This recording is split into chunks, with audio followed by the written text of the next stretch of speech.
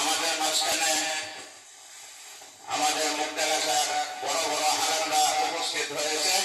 ওনাদের মুখ থেকে দু একটি আমরা গুরুত্বপূর্ণ কথা শুনবো। এরপরে যেহেতু দুপুর টাইম খানা দানা টাইম লম্বা সময় আমরা নষ্ট করবো না, এবারে দুই চারটি কথা হাফেজ হযরত মাওলানা রিদওয়ান সাহেব আমাদেরকে নসিহতমূলক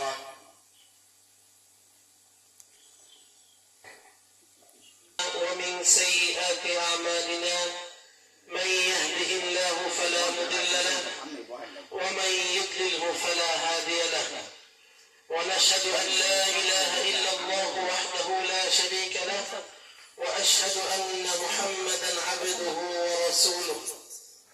وقال تبارك وتعالى في كلامه المجيد: أعوذ بالله من الشيطان الرجيم فلولا نفر من كل فرقة منهم طائفة ليتفقهوا في الدين. وقال النبي صلى الله عليه وسلم: من قرأ حرفا من كتاب الله فله به حسنة والحسنة بعشر أمثالها. لا أقول ألف لام ميم حرف ولكن ألف حرف ولام حرف وميم حرف. صدق الله مولانا العظيم وصدق رسوله النبي الكريم ونحن على ذلك من الشاهدين والشاكرين والحمد لله رب العالمين. সমস্ত প্রশংসা আল্লাহ সুবহানাহু ওয়া তাআলার, যিনি আমাকে আপনাকে এই দিনময় একটি মজলিসে সুস্থতার সহিত আমাদেরকে বসার মতন তৌফিক দান করেছেন, এই জন্য শুকরিয়া আদায় করি আলহামদুলিল্লাহ। আল্লাহ তাআলা যাকে পছন্দ করেন, যার ইবাদত বন্দেগী কবুল করেন, তাকে দ্বীনি মজলিসে একত্রিত হওয়ার তৌফিক দান করেন।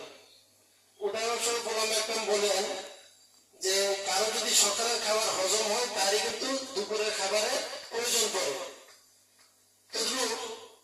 আল্লাহ তাআলা আমরা ধারণা করে নিতে পারি, ভালো ধারণা করা এটা কোনো সমস্যার কারণ না। ধারণা করতে আমাদের কোনো বেশি কিছু লাগে না। আমরা ধারণা করতে পারি আল্লাহ তাআলা আমাদের জুমার নামাজ কবুল করেছেন, দিতে আমরা এরকম একটি দ্বীনি মজলিসে বসতে পেরেছি। যে জন্য আল্লাহ তাআলা শুকরিয়া আদায় করা। সবচেয়ে বড় কথা যা না বললেন নয়, হুজুর যেহেতু এখানে বলছে, নাম ঘোষণা করছে, আমি এরকম কথা বলার মতন না। ওস্তাদের উনি হুজুর আমার ওস্তাদ, সরাসরি ওস্তাদ। ওস্তাদের কাছে আমি হিফজ শুনাইছি। তো হুজুর গাজীপুর ছিলেন, হুজুরের কাছে আমি দীর্ঘদিন পড়ালেখা করছি। তো হুজুরের তত্ত্বাবধানের মাদ্রাসা, এই জন্য বলতেছি যে আপনারা শুকরিয়া আদায় করেন, এরকম একজন জাবজেল আলেম হাফেজ সাহেব আপনারা পেয়েছেন, খুবই গর্বের বিষয়। আসলে এলাকার পাশে থাকলে, একটা দোকান যদি ভালো দোকান হয়, এলাকার পাশে থাকে কদর থাকে না। আমরা যাই কি 20 টাকা 100 টাকা খরচ করে আমরা মনে করি কি ওটার কদর বেশি, হতে ভালো জিনিস। তো ওস্তাদ গাজীপুর ছিলেন, বড় মাদ্রাসা, 1500 মতন ছাত্র, হেফজখানা হুজুরের কষ্ট, তারপরে আপনার সবকের সব দিক দিয়ে পারদর্শিতা ছিলেন। তো ওস্তাদের এখানে খুবই মর্যাদা ছিল। আমরা ওস্তাদের কাছে পড়ছি, বিদে আল্লাহর মতে যতটুকু এলেম অর্জন করতে পারছি, হেফজ মনে ওস্তাদদের দ্বারাই হেফজ করতে পারছি। ওস্তাদদের কাছে আমরা সেমিনার বসছি, বিশেষ করে হুজুরের কাছে আমার সেমিনার পাল্লা ছিল। আমাদের 10 টাকা করে সেমিনার দেওয়া হয়তো, ওস্তাদদের সাথে পড়তে হইতে। এই ধারাবাহিকতা ওস্তাদের কাছে আমার পড়ছিল এই পালাটা। আমরা ছাত্র ছিলাম, যে কয়জন 20 জনের মতো, সব ওস্তাদের কাছে দিয়ে দিত। তো ওস্তাদদের সাথে আমরা 10 পারা করে সেমিনার পড়ছি। আর এখন 3 পারা করে সেমিনার পড়লে, 5 পারা করে পড়লে ওস্তাদদের সাথে পড়তে চাই না, বা ছাত্রদের সাথে বললে আমরা টাইম ভাগ করে পড়ি। এই জন্য কি ওস্তাদের কদর করা।